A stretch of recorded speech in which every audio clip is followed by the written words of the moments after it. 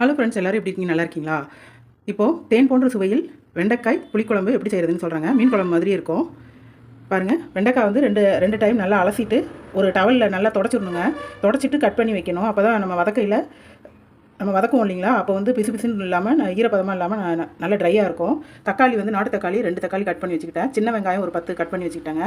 ஒரு பெரிய லெமன், இந்த அளவுக்கு ஒரு பெரிய லெமன் சைஸில் ஒரு 4 பேருக்கு நான் புளிக்குழம்பு வைக்கிறேன்.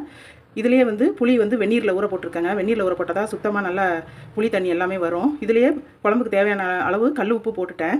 பாருங்கள், இந்த ஸ்பூனில் மல்லித்தூள் 3 ஸ்பூன் வச்சுருக்கிறேங்க. தனி மிளகாய்த்தூள், தனி மல்லித்தூள், தனி மிளகாய்த்தூள் 1.5 ஸ்பூன் வச்சுக்கிட்டேன். இந்த பாருங்கள், ஒரு 1/4 டீஸ்பூன் வெந்தயம், மஞ்சள் தூள் கொஞ்சம், கருவேப்பிலை, பச்சை மிளகாய் எல்லாம் சேர்க்க மாட்டேங்க. அதுக்கு ஒரு தனி ஃப்ளேவர் கொடுக்கும். அது எனக்கு பிடிக்காது. இது வந்து உருளைக்கிழங்கு வந்து பொடி மாஸ் பண்ணுறதுக்காக வச்சுருக்கேன். புளிக்குழம்பு வச்சு உருளைக்கிழங்கு பொடி மாசுங்க, சூப்பராக இருக்கும்.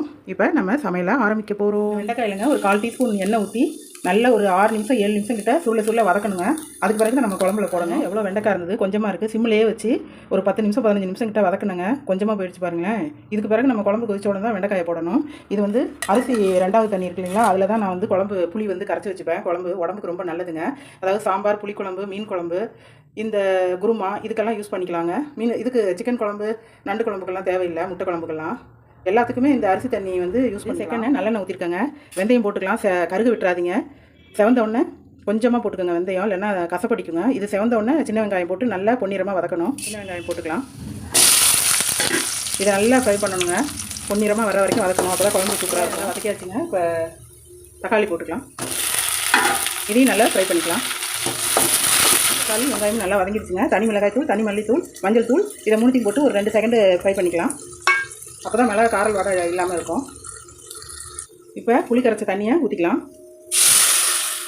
இதிலே உப்பு போட்டாச்சுங்க. நம்ம குழம்புக்கு தேவையானது புளியிலே போட்டணும். அப்போ தான் வந்து புளிப்பு தனியாக உப்பு தனியாக தெரியாமல் எல்லாம் ஒன்றா சேர்ந்து நல்லாயிருக்கும். புளியிலே எப்போவுமே போடணும். மீன் குழம்பு புளிக்குழம்புக்கு மட்டும் சொல்கிறேன்.